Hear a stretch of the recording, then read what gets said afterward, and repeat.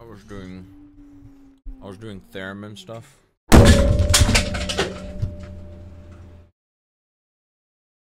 Well, this was almost catastrophic.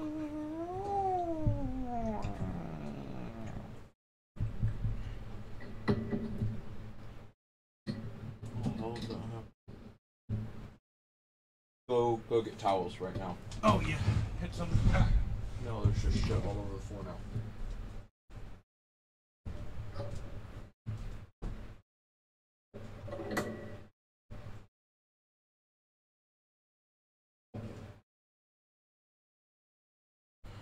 Microphone okay?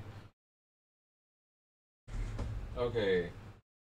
Welcome to Composer Talk, where for some reason my mic stand just broke free. I don't. Oh, there. Yeah, I see where. All of this. I'm protecting my computer. Or Composer Talk, where we start things off by a mic stand collapsing. Wiping up Dr. Pepper. Yes, because the mic stand collapsed. Anyway, so, this week we are starting late for this reason, but it seems to be good. Okay. So, headlines this week. No headlines. It's boring. It's all exceedingly boring. Everything's terrible. No, I was kidding. There's just basically no one important that died. That's basically what it comes to, and there's no real, like, funny scandals or interesting stories that have happened in, like, the higher-up areas of composition-related things. So that's amusing that there's nothing funny happening at Avid or anything this week, because Avid lately has just kind of been a circus. So that's something. All right. You should probably pull your mic down. I'm back. And for those that are wondering, yes, I do have to readjust the mics basically every time I sit at my desk, because sometimes I do things like theremin stuff, and sometimes I live stream from over there.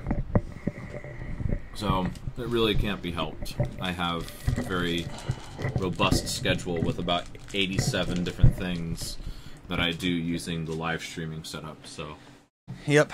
not bad. Now we can hear me. But anyway, yeah, we're on a bit of still a slow September, be our theme. But a couple new things going on. This way, finish some. Yeah, going on this year or this week. Matt Elul, who runs the website School of Composition, which is a online composition education service with some free content and some paid content, has posted a bit of free content called 50 music or composition based YouTube channels to check out. Now, I was excited when I saw this list, because one of the things we've tried to do with this channel, and that we've kind of talked about on here, is remedy the lack of collation of data on music composition resources. And here's somebody who's also doing that. So this is it's just a list of several YouTube channels, and a lot of them are pretty basic. It's kind of a general list with everything from basic music theory to music theory. Okay. Yeah, that's for more. That's like music theory without knowing music notation. But you eventually get into some channels that might be more useful for composers. Alan Belkin's channel, the Orchestration Online, shows up on there. Adam Neely shows up on there. A lot of the ones that you tend to come across. But there's a couple on here that I haven't looked at. I might need to submit him a couple, because there's a couple that would be very right. There's some film music and video game music based channels on there. So a good list to check out if you're looking for more new music content, not new music content, but music content online. Like I said, some of them aren't going to be quite as useful, but others, I mean, based on some of them that I've personally looked at, there's going to be some good stuff on there. Well, I'm going to add to that recommendation a couple things. This is one channel that I totally recommend. It's called Nuts and Volts, and it effectively is kind of like a, like if you're kind of a tech hardware person and also a musician, this is a great channel for you, because it actually, like, he sits there and, like, he's done things as nuts as, actually, not as nuts, but just, he's done things such as building his own synthesizer using just, you know, basic hardware components that you might get with like an Arduino or Raspberry Pi kit, and they actually work exceedingly well. MIDI controllers, things like that. Let's see here. Yeah, things like building your own guitar pedals. That's on here too, and that's something that I've actually talked about doing. Yeah, lots of different things on there. And then another one is, let me see if I can look it up in my, wrong thing. I'm going to see if I can look up in my history real quick. Only reason why I'm hiding it is because I watch a lot of content and I need to scroll through it really fast, and I don't want to make anybody, like, dizzy at all. I think I remember the last time I scrolled through it. Anyways, bottom line being, there are a lot of interesting channels that you can get a hold of. Okay, I'm closer. I'm further. I'm further. Further. Move. Wow, I'm not seeing the right. Yeah, you can't find it. Go ahead and tell us the name of the channels so that people can look it up. See, that's the thing. You don't remember the name of the channel? Hang on. If I just type in this, will it come up?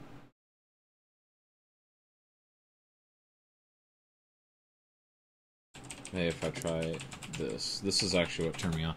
So basically, I got a hold of this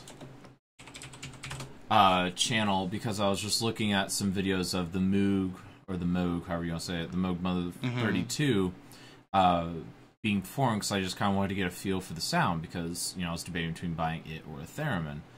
And effectively, I got to the point where I discovered this guy. Here we go. Alright, I rediscovered him again. Alastair Wilson. I'll just flash this video on screen really quick. This guy, it's not necessarily like the technical end, like, oh, here's how you do something, here's how you do this, but basically once every couple weeks, he puts out a new track on YouTube that is just kind of Zen synthesizer music. And I think it's actually really interesting, and it's completely done with analog synths, and he tends to use, these days, it looks like, you know, the Moog Mother 32s. He does use other things for, like, you know, reverb and all that. But it's very interesting, so, like, if you want to get introduced to the world of electronic music, that's a good place to go. Like, you know, he seems to know what he's doing. His music is perfectly competent. I've listened to everything on there. He's got about 36 synthesizer tracks on there. But, yeah, totally recommend it. So, yeah, and that's another example of you should make sure to write things down when you discover them, because that's, well, or save it to your little folder on your computer, you know. Yeah, well, for me, it's a thing in Opera, and actually, the channel never got to that point for me because I watched it all in about 3 spurts. Right. Yeah, so I haven't actually gone back that often. Anyways. But also, there's also just lots of great channels for just discovering music. There's a couple at the end of that article, like George and Giannopoulos and Score Follower, and yeah.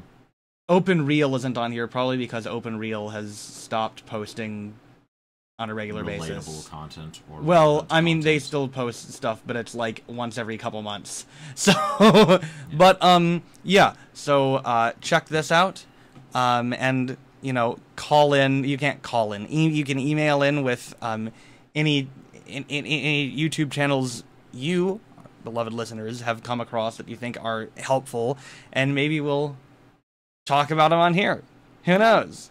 Well, no, and it's also nice just to have more kind of areas, especially with, you know, because we're in an interesting time since that issue kind of, not the issue, but since the agreement was reached between YouTube and ASCAP BMI, we're at an interesting time now where now YouTube is no longer kind of a bad thing for us. It's a good, viable tool.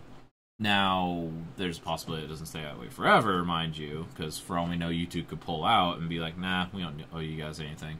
But for now, I think it's an excellent tool, because everyone's getting the money that they deserve. Everything's on there, so you might as well just take advantage of it. There's just some wonderful stuff, too. Yeah. But anyway, continuing on, we mentioned the SCI Student National Conference last week, and they just put out a little message to their members saying that their call for papers for the conference has been reopened. So basically, this is, they don't have enough papers. Yes. So if you have papers dealing with music composition, pedagogy, that sort of thing, and you're an SCI member, this is a good opportunity to submit something. Oh, and yeah, it's a good thing. And then also just the concert series in general. There's about 8 shows total. They start Thursday night with like a single show, but if you can't be there till Friday morning, it's not a huge deal. And then most of the stuff is Friday and Saturday, but there is kind of like a like welcome show type thing Thursday at 8, which is normal for these conferences. Like basically the Thursday night shows are normally kind of ghost towns, and then the real conference starts first thing Friday. But if you can get there in time for it, the Thursday night thing is kind of nice. So yeah, I actually normally miss it because I normally end up rolling into town as the Thursday night concerts are like starting for whatever conference I've been at. And I think it's just because anytime I've traveled, I've been like, okay, we're going down to Denton, and we have, you know, to just head up there right after class. Or, and you know, like Kyle didn't get out of class at one time till like 6. One time I was with Kay, and he didn't get out of class till 6:30 before we could go. And so it was just... The Thursday nights are missed. Well, this is for us. If either of us decide to go, this is kind of far away. Yeah, no, I'm still 50-50 on it just because I think I might rather write my dissertation. But if I'm going, I'm spending all day Thursday driving, so I'm not going to show up to the concert. Yeah, like I actually did the math to get at the 8 o'clock show. We like if me and you were to go. We would have to, and this is assuming a stop roughly every 2 hours. Right. For 10 to 15 minutes. We would have to leave about 6 a.m. Yeah. You up for that? I can. I remember I had to... There was one time I had to make like a... I've had to make like interviews and stuff before. Like when I came down here before my first year, I had to like wake up at like 4 in the morning. That wasn't fun. But no, you got here at like 9:30 or so, or 10. What? In the morning? No, at like night. So no, like leave at that time. In the morning. I left Springfield and I had to be here for like a noon or one interview or something. It wasn't quite 4. It was a little later than I had to wake up at like 5. I don't know. It was Sammy that got here really late at night. But I don't know. So many people have come here for interviews. Anyway, so that's the thing. So if you have anything, submit it. If you don't, then then you don't. So Zach, I believe, has something he wants to share with you about video games. Well, of course. I love video games. So this is actually an interesting article. This is from the Telegraph of all places. But there's been... I mean, it's no secret that a lot of video games have kind of switched to more classically oriented scores. But now, we might be seeing a benefit. This article suggests... You know, based on information from Classic FM, which is it's Classic FM. It's as reliable as it can be. I know what article they're talking about. The article had no data in it. However, I think it is true, despite the original article. So that's my caveat there. But yeah, so But this one actually has some numbers, and this is the part that's interesting. Here we go, and there's some real reporting. So, while the genre seemed like it was for older high rock hard, recently figures revealed the station broadcasts to 449,000 15 to 24-year-olds every week, and 1 million people under 35. That's not actually pretty big for classical music. Like that, like honestly, I wasn't expecting it to be that big because honestly, I'm rolling down the street listening to our classical station. I guarantee I roll down my windows at any intersection and blast my music. People are gonna be like, "What's that?" That's why I love to blast classical music on my windows. I've done it before, actually. I stopped doing it here because I had to maintain that, what is it called, a professional image? I don't know. Yeah, professionalism, schmessionalism. Something like that. No, and then, composers and station directors pointed to film scores and background music on video games as a potential gateway. And this is something that's very applicable, because, I mean, yeah, you can't just show a 5-year-old these days Beethoven's Fifth and expect him to be interested. Because honestly, I mean, for a 5-year-old these days, Beethoven's Fifth is not that interesting, and it doesn't hold their attention, is the real problem. Because past about, I think it's like the 2.5-minute mark that most people stop paying attention to Beethoven's Fifth. I'm not kidding. There's actually a study on Beethoven's Fifth with kind of attention spans. But if it's like a video game soundtrack, they're saying they're listening for cues because their brains have been trained to listen for these cues. And so that kind of generates a little bit of interest because then they're like, oh, this is let's just say a Rachmaninoff piece that kind of sounds like this, Final Fantasy track that, I just heard last night in the new, area that they released. So things like that are I think that's a pretty interesting point. And then other reasons given for popular classical music among young people include increased awareness of mental health and as a way to escape from the ever-increasing hustle and bustle of normal modern life. That part has kind of always been there. I mean, even when I was in high school, there were a couple kids that whenever we were talking about classical music and all that in one of our history classes, I was just like, does anybody listen to this stuff now? And obviously, I raised my hand. I'm like, well, that's awesome. And then there was one other girl that raised her hand and said, yeah, I actually listen to Mozart piano music whenever I fall asleep at night. It helps me. And then like another person was like, I listen to, I don't know what it's called, but it's like, dun dun dun, dun dun dun dun dun. Like she just like started humming it. And, like everyone in the class just knew what it was. She was trying to do Anna not music. And she didn't do it that well. Right.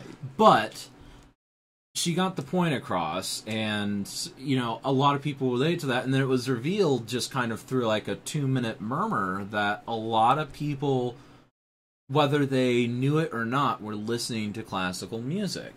And granted, no one put together 2 and 2 about the video game stuff yet, but I had already made my peace with the fact that nobody liked it, plus that history class was boring me, so after that part of the conversation, I checked out. But moving on, Alexis, this is an interesting perspective. Not you. Stop. We're gonna mute her for now. Alexis French, a young composer who has frequently appeared on Classic FM, mentioned they employ fresh, vibrant presenters such as Charlotte Hawkins, and they've also got some wonderful programs such as High Score, one program dedicated to computer game music. So, and that's something that I actually did not know. I did not know that Classic FM has added something that is focused on computer games. And I'm assuming video games in general, but a lot of older people say computer games. Right. Instead of video games. I mean, technically it is a computer. The console... Consoles are inferior. I would just say, technically it's a computer. It is, technically. But, so that's something interesting, and that was news for me when I read this article. I actually really, I thought that was interesting. What do you think? I mean, I'm not surprised. I mean, game music is, as we've talked about on here before, might be the thing that persists. Is making waves or just becoming more and more popular. I think what you said about attention spans is interesting because I think people like to rag on video games. It's like they rot your mind and stuff like this. But I really think that engaging with the arts in general, whether that be a game or a piece of music or a movie, is good for developing attention spans. So, from a selfish standpoint, just from our standpoint, people who encounter music through games that require a high degree of concentration, like to be good at a video game, you have to focus. And Yeah, my fingers know how to use all these right. buttons on a bunch of different games with a bunch of different profiles. Are both being introduced to some good music and learning the skills needed, because they are skills to engage with the arts, whether that be music or painting or what have you. Right. And so we kind of get in with a double whammy there. Now I think the caveat there is that I do think that if you you can make the argument that if you are encountering music primarily through settings in which the music is not the main.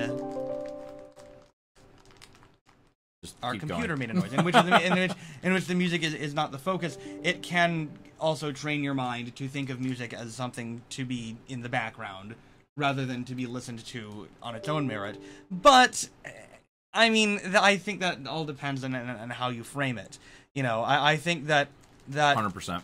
That ultimately, you know, some people are going to like be attracted by that music, and I know people who've said, yeah, I got into music because of games. You know, so or film is another big one. Or film, right? Though these days it really does seem that video games is the big driver there, because film is no longer like people see films as isolated things. Most of the most of the people I talk to, non-musicians, like don't pay attention to film music. I'll say something about the score, and they'll be like, "What? Like it's in the score?" And they're like, "I didn't really paying attention." I didn't really pay attention. I mean, to be film fair, scores.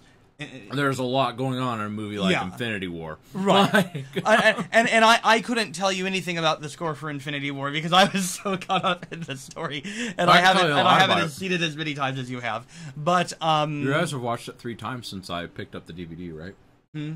Well, I'm always off doing something. I stop doing things. Something. Yeah. Or be like me and just sleep less. But yeah, a lot of I think with a lot of people just don't think about film scores. Right, but in video games in particular, I think the reason why you can is because, like, for instance, like in World of Warcraft, whenever you're running from place to place, if you've left the game music on, which, you know, I find about 50% of the player base does, based on what I see on forums, you get a lot of kind of the scenic music. So like, I just entered a big grand valley, and, you know, you can get some big sweeping orchestral sounds. And a game, for example, like World of Warcraft, isn't quite as, like, action-packed as a movie, because there are times in World of Warcraft where you spend a lot of time doing the same thing over and over again. Some of it, but some of it's just as action-packed as a movie, and for that, the music does match. But, like, if you're playing a game like WoW or Skyrim, and you're crafting something, or you're running, then I mean, your mind starts to go to your environment in the game, and music is an aspect of the environment. Right, yes. It is, and I don't know. I think it's really interesting, and they go on to make a couple other points, just kind of examples of, you know, the relations between classical music and then film or video game music, and it kind of goes on after that. But for the most part, again, I think this article, while the original article that they talk about did not have any numbers, this one introduced numbers in that opening part, and I think that's really critical to look at, because I would never have guessed that they had that many young'uns watching. I mean, would you have guessed that? One under 35, such young'uns. Yeah. I mean, honestly, I wouldn't have guessed it. I want to know if that 449,000 figure is included in the 1 million under 35 figure. It would be, yeah. Yeah, it looks like it. Yeah. That's far greater than I thought. A lot of people, a lot of times it's easy to get in the mindset that, oh, nobody listens to classical music but we composers. But people do, just not the classical music you write. Well, yes, and also more people than you would think. I believe find the appeal in, I guess you'd say, longer form. Now, music. I've talked to people. I deliver pizzas on like a day a week, a little more during the summer, and I talk to people I work with. They're like, I love classical music. I'm like, I didn't expect to find fellow classical music fans here, but no, I mean, if the music is good, and somebody is open to listening to music, at some point somebody's gonna figure out that. As long as they aren't the people that are kind of stuck in their area, if that makes sense. Like, there's some people that are fixated and pretty much will only listen to rap, for instance, which rap is not music, so but that's their own mistake. It is. Nope. It's an incredibly talented form of poetry that I can't intimidate or that I can't mimic with a bass beat in the background. That's all it is. We're not going to argue about. No, I know we're not. I was just mention that. And then there's some people that they like. For instance, I've got a friend that's like this, and it bugs the living heck out of me. But he's like, country music is the only music that speaks to the soul, and I'm sitting there like, then you haven't listened to much music, have you? The only music that speaks to the soul. Yeah, whenever... I'm sitting in my truck with my girl in the front seat, dog in the back seat, a fishing gear in the trunk. No, the trope for country music is... No, the trope for country music is, my girlfriend, she left me, she took my truck, and she ran over my dog on the way out the door. That... Almost all country songs touch into that. I kid you not. Go try and prove me wrong. I dare you. It'll take you a while. There's a I'm drunk on a plane. Yeah, I don't know. And honestly, there is actually a fun sidebar here. There is an amazing few videos on YouTube about country music mashups. And basically this guy, he was kind of like me and thought, man, all this country music sounds the same. Like, suspiciously the same. Not just like, oh, all the radio top hits sound the same. It was literally like, all these country songs literally sound exactly the same. And so he just sat there, and he just put them together in Pro Tools, and he just, like, muted them at certain points, but didn't move them along in the tracks. And just shifted where you were listening to which track. It flows.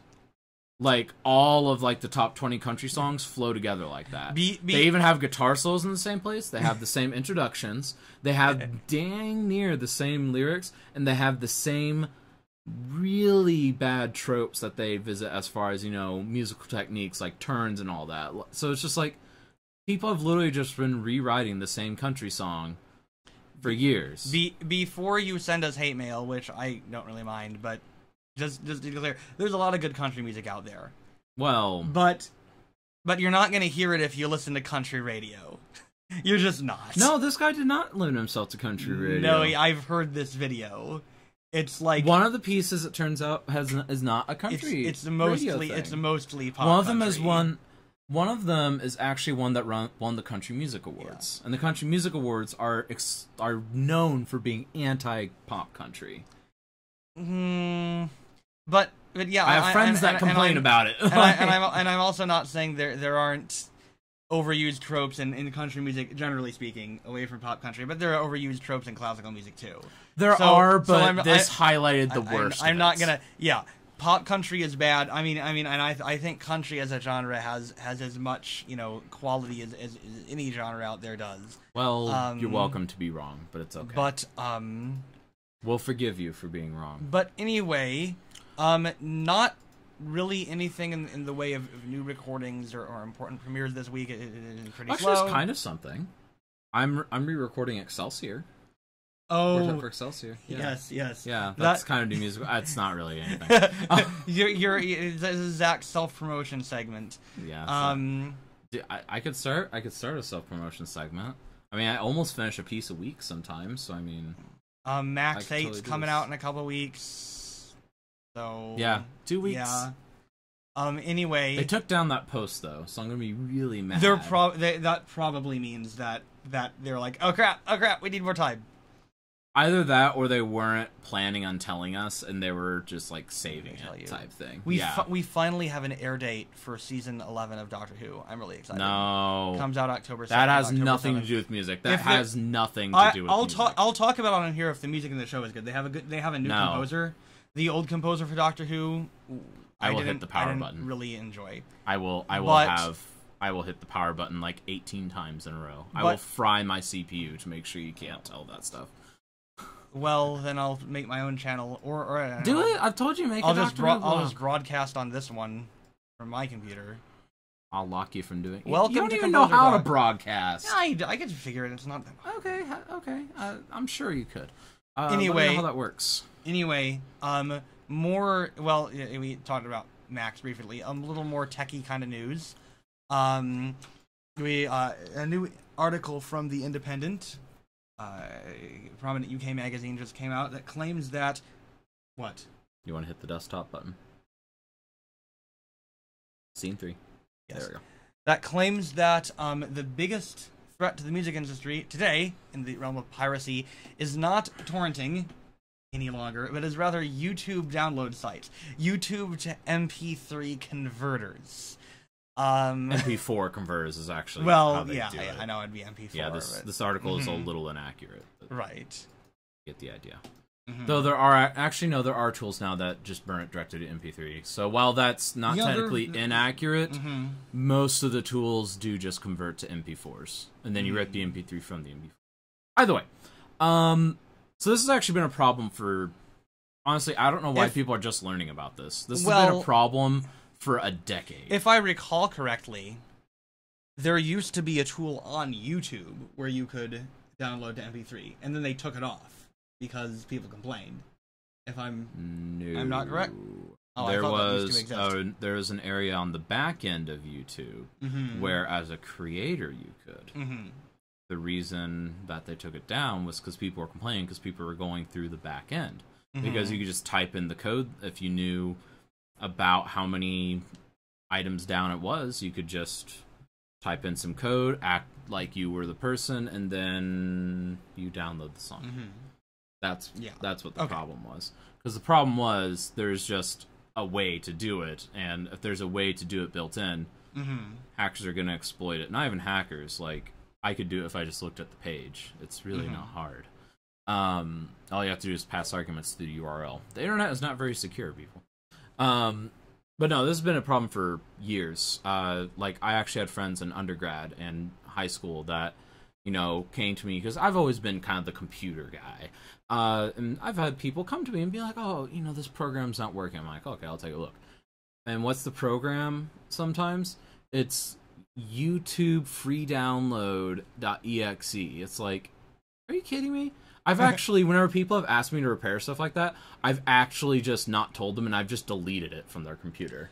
Or just, I wouldn't delete it. I would just break it more. No, I've just hard deleted it. And then on in one person's case, who came to me multiple times with this problem, I actually blocked the top 8 application websites that were able to download a YouTube downloader. I blocked them, and they cannot fix it. I guarantee they can't, because there's no way they know how to program that. They need to find a more chaotic neutral computer friend. No, because anyone with any sense would have done what I did. Anyway, so downloading YouTube videos has always been a problem. And now it's affecting the music industry, so this really isn't news, it's more, now it's news for us type thing. Oh my goodness, there's so many emails happening, I'm sorry, folks. So, a third of young people, so I'm guessing they're saying for like people 30 and under. 16 to 24-year-olds. 16 to 24. Oh, okay, there we go.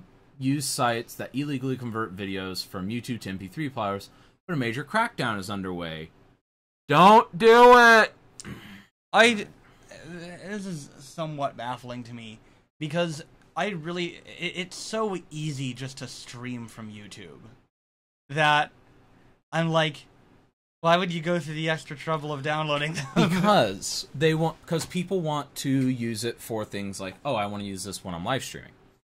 Can't live stream the YouTube video. Right. But if you prove that you own the MP3 and that and the artist has a license of, hey, if you purchase my music, you can stream it, then you can do it that way. Well, that doesn't explain like the majority, no. But there is it's convenient. Like wedding playlists, right. You wouldn't want to stream your wedding playlist. You would want it on a hard drive because of ads, and I mean just for convenience in general, unless you have unlimited data, or if you're like me and have YouTube Red and just don't watch ads. And I'm saying unless you have unlimited data on your phone, you don't want to be streaming YouTube in your car when you're driving. Right. But yeah, still not a good thing. Don't do it.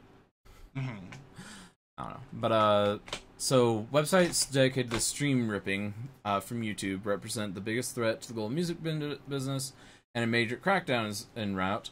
Sites that allow YouTube viewers to be converted. That's this. I like how these paragraphs are the same thing. Other platforms affected by illegal ripping sites include Dailymotion, SoundCloud, and Vimeo. However, YouTube is far the most pirated. That's because YouTube's kind of the biggest out of those. That shouldn't be a shocker. Let's see. The stream ripping website MP3 Fiber was forced to shut down following legal pressure. This is actually the second biggest one that I know of. There's one that is much bigger, but the problem is it's hosted in Russia. And the Russians don't have any governance in place for their internet stuff. So you can host anything you want on a Russian server, and the Russian government will not enact anything against you. So they probably can't go after that one. But it's good that they got this one, because this is the biggest thing that wasn't hosted in Russia or Switzerland, probably. Because, yeah, Switzerland has the same thing. But... yeah, so this is pretty good. I mean, it's bad that's happening, but it's good that there's a crackdown because it needs to happen. However, and if you read more in this article, it talks about this, that the crackdown. I mean, you can't just crack down on any site that offers the service of YouTube to MP3 downloads because there's fair use laws that can govern legal use of copyrighted content, but not the download of it, because the download of it is a backdoor. Well, no. Yeah, it is. Because the way backdoors are defined is there's no presented front door way to do it, and there's no way that if I go to YouTube right now, I go to this lovely Dorico video, just because that was the first thing in the middle of my screen. Show me how I download it. Well, there's not a way to download it. If there isn't a way to do it, then, at least not natively within the thing, it is a backdoor. And the download of that file is illegal. That is how it works. Why do you sound like you doubt it? Because I read the article. And there I did too. I'm was just a saying statement that. from somebody who said... who was talking about how not every application of this service is illegal. You know, the only way you can get around it that it is technically not illegal, in most countries that is, the only way you can get around it is if you happen to be recording something on your computer, like, say, a podcast or a YouTube video, and that music happened to be in the background in an acceptable segment. And then if you happened to have enough acceptable segments of it in different videos, and you had extracted them, that is technically the only way they could get away with it in most countries. I'm not saying these people are the most intelligent that wrote the article. I'm basically saying I kind of disagree with part of what they say. Okay. Well, you're free to disagree with them. Well, I mean, yeah, I am free to, and I think I'm very well versed. That information is from the Electronic Frontier Foundation, which, I mean, does... I'm not really as familiar with Electronic Frontier. They tend to be promote fair use and open data kind of things. So there is a bias there. But yeah.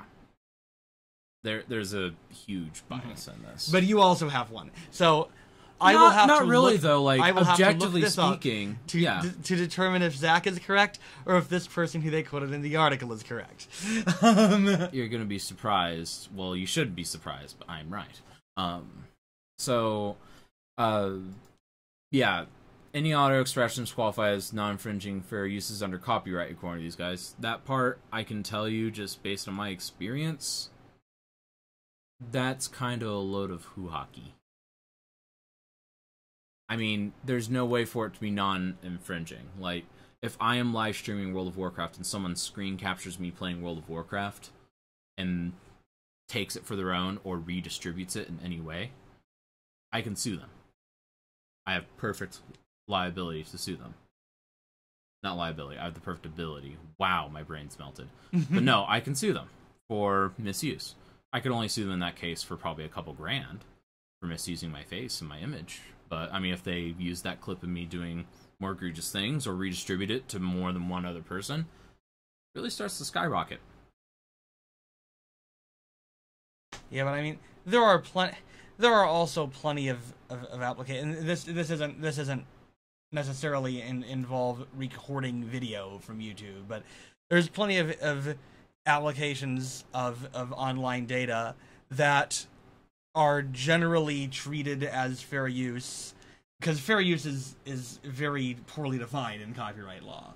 Unfortunately, it's very poorly defined. One of them being internet memes. Lots of memes use data that's technically copyrighted, but you can you can say, well, a meme is a derivative work, so it's fair use. Now they had a little bit of a snafu in the EU about a copyright law that they were talking about passing that would hurt the ability of people to do memes and other. I did see that, and honestly, they do need to draw the line somewhere. I think memes is a weird place to do it, but I can actually see the justification of making that the line in the sand. I think it's a stupid justification. No, but the problem is you can't make a line and then say, "Oh, except memes, they're okay." But no, I think there's a difference between taking content and making a derivative work of that content. That's how people can make parody songs.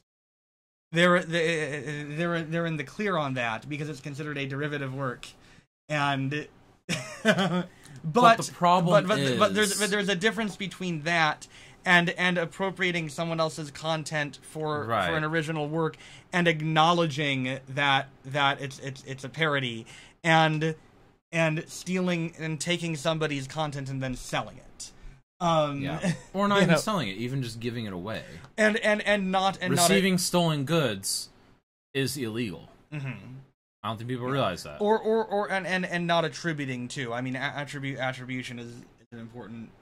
That's why it's very important. When articles in newspapers have photos, they have to credit the person who took the photo. Yeah. Like if they don't, there's actually, it's kind of ridiculous, but I know that for the web training for University of Oklahoma, for instance, there's about an hour spent on how not to get sued by someone while working on the OU website. And most of it is literally just, remember your metadata on the picture. Right. Remember the tags on the picture. And if you forget one of the tags, you fail the module and have to repeat it. I kid you not. They're serious about it. And it's because it is a very serious thing. Because you can make an honest mistake, quote unquote, that wasn't so honest. Because you just really wanted to use it and you didn't have permission. But I mean, I mean, in academia, for example, I mean, we have standards of using copyrighted material, and it's all about attribution. The citations of your sources. But the problem is, people aren't willing to do the attribution thing. Because the attribution thing, it's always been there.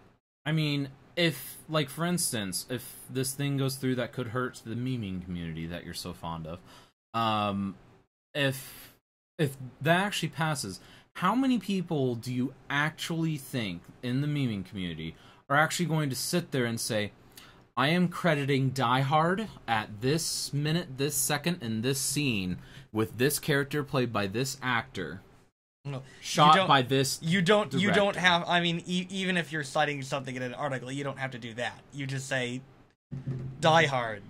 No, but for something like a meme, honestly, what you would probably do for each frame, you would probably have to say, either the frame number, which I think would be a little harsh, or the time code on the standard release of film. You don't have. That's not what you do when you cite a movie.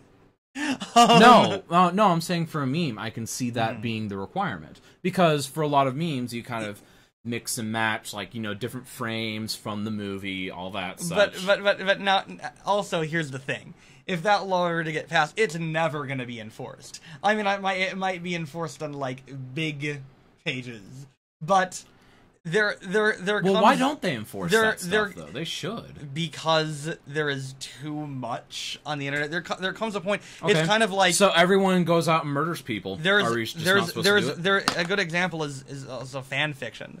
Fan fiction is one of those gray areas in copyright law where it's like, is it fair use or not? And some I believe most people count as a derivative work. And companies, but there have been companies that have like tried to crack down on fan fiction and have like taken it offline. But as they should. But if there's enough of it out there, at some point these companies give up. Why? Well, because there's too much. And I think that's good, because I think fan fiction is completely within your fair rights to do. No, but the problem is, and because I'm looking at this from a company standpoint, because, you know, one company that I follow closely that has to deal with this a lot is Blizzard Entertainment, the company that produces World of Warcraft and other games. They got into a big thing last year whenever they shut down a couple of huge, sorry, no, it was a couple of years ago, with a couple of really big private servers that people had started up. And people are like, no, they're doing this because they're crooks and they're corrupt. They just don't want other people making a better game.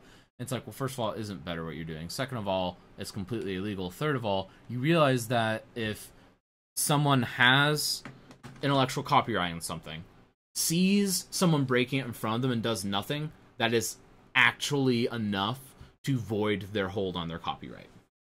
Yeah. You can if it's shown that you're not defending your copyright, because it shows quote as precedence. Yeah, it shows lack of care, and so Blizzard Entertainment in that case had every right to, and they needed to do that, even if they liked that server being online, they can't have left it online, otherwise their copyright goes out the window. It's the same with all these movies. That's not true of anything you let slide. If you don't, companies are able to maintain their copyrights on their works while not taking down fan fiction all the time. Now, if they decided they wanted to start taking down fan fiction, that might count against them in court, where it's like, you've been letting people do this for a really long time. You're obviously treating this as a fair use of your content. But it's not the same as not doing anything about people just, like, torrenting your movie or, like, you know, videoing in a theater and selling it. Those are different, and those are different areas, but the line. But, again, I totally see the argument for wanting to put the line in the sand where the EU is thinking about planting their flag. I mean, I can see the argument for it. It's honestly, I think, the safest call. I mean, if I were a political figure, that's probably the call I'd make. Yes, but it's also destructive, like, to an entire internet culture. So my internet culture is always attacked. Maybe it's time another internet culture gets attacked. Yes, see, Zach, this is your problem. When you have bad things happen to you, you think that should happen to everyone else. No, I don't think anyone should attitude like that. would be if you have something happen to you that you don't like, then you don't want that to happen to anybody else because you know what it feels like. No, I don't want it to happen, but what I'm saying is, I mean, people need to realize that this was going to happen at some point. You know, kind of like, you know, because they've been reworking the laws and all that recently, and a lot of, you know, first world countries about, you know, kind of internet torrenting in general, and kind of what the right amount is to peg you for, because no one sits there and illegally torrents like 500 gigabytes of data anymore. No one does that. People torrent little bits. And then they torrent little bits on another computer, another thing like that. And so they're revisiting what that line needs to be, because, and some people are honestly saying we should go after anybody who downloads even a kilobyte of data, which isn't that much data. It's basically a Word document. I mean, there's an argument to be had there. Well, at some point you're stretching the boundaries of our legal system. And given that our legal system can't bring itself to prosecute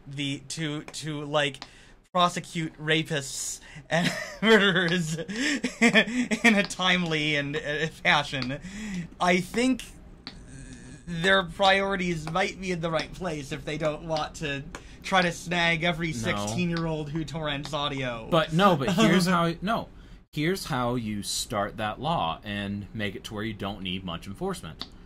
You just go through and, just whenever month that happens, let's say Congress passes a law next week, and they say, okay, starting October 1st, anyone that torrents any data, it will be illegal. At the end it already starting is. October. Well, but no, there's a data cap for like what they go after you for. And let's just say that they remove that and they say we will go after you for a kilobyte of data. This wouldn't be Congress's response. This would be under the purview of the executive branch. It would be. But I'm just saying. I'm saying hypothetically, Washington D.C., Capitol Hill. Someone passes something that this is what's going to happen. This is going to be the enforcement level that they want. So starting October 1st. So then on November 1st. They go to all the ISPs and say, hey, we know that you have access to who illegally torrented, because ISPs can see that. Trust me. I can see all the data anyone in my house does, and I'm not even trying. It's really easy to find out, because no one's smart and knows how to hide their internet data. And even the ones that do, it's obvious. And you do that, and then you just send everyone that did that a cease and desist. And normally a cease and desist is enough to scare someone off. Normally. I'd say for 95 to 99% of people that would illegal download. Because most people are just like, okay, I don't want to deal with that. Mm-hmm. But then, there's going to be that 1, maybe 5%, depending on how egregious you want to call it, that are going to be like, I'll just be a little more careful. And those are the people that you'll have to actually pursue with law enforcement. Yeah, but so then really, you also need the cooperation of the ISPs. No, and that's part of the problem that our recent administration in the United States kind of worked against. And basically saying, okay, it's going to be a lawless land in the internet. It's like, no, we needed an in-between of the two things, not complete. I think it is best we need it to be between these two internet ideologies, between the Obama administration and the Trump administration. I think it is best to err on the side of freedom, although if you're talking about net neutrality, it's not really freedom because the government already privileges big ISPs, so it's not really... Well, no, but honestly, that's preferable to, you go to some underdeveloped countries and you can go up on a telephone pole and you can just nail up a wire and start Jacob Frost's Honest Guy's ISP, and your internet could cost cheaper than everyone else, but you monitor everyone's data and all that, and no one's monitoring you to monitor if they're monitoring their data. Mm-hmm. That's the reason why you need some laws to I'm not saying you should have no laws. Yeah, no. Like, the internet definitely needs laws, just the problem is the previous administration it didn't quite get it right, and then this administration is just like, screw it, you guys are on your own. So it's just like, no, come back. Like, you went too far. I feel like that's just the story of this whole administration. You went too far! And now we're on to politics. And all of our viewers have tuned us out by now because it's like... I don't think that was too political. Anyways, but... the reason why we stopped talking about music. Yeah, we have. Anyways, but But all that to say, yeah, this stuff is changing. They are working on some form of enforcement techniques. I don't know what they mean by that. I don't know if they mean going after more of the sites. It could entail going after people who have individually downloaded a YouTube video. I actually think that's perfectly within the realm of possibility these days. But honestly, for most people, it's going to be like a slap in the wrist, cease and desist type thing. So basically, if you've done it before, you're probably not going to be in trouble. I won't say you're not in trouble, but you probably won't be in a lot of trouble. You're probably going to get a cease and desist. But either way, stop it, because this article is evidence that people are paying attention. Just stream the article on YouTube. It's free. The record company gets ad revenue. Unfortunately, the artist doesn't get crap. But if you want the artist, we get like 5%. If you want the artist to get something, then go to their show and put somebody in the tip jar. But I mean, I don't have a tip jar. Should I bring a tip jar? I think we should have a tip jar at the Composing Tomorrow concerts. We had one time, but I think I mailed it to Puerto Rico or something. I don't know. I did something silly with it. Anyways, so bad jokes aside, anyway, we we're are out of going to time. peace out. So send us your hate mail. We appreciate it. And I am going to go dissertate. bye. Where's the button? Hit post show. Post show. There we go. Yep. And now they see They a can beautiful still hear screen us. that says, wait for watching. They can still hear us. Where's the stop hearing us button? That one? Mm-hmm.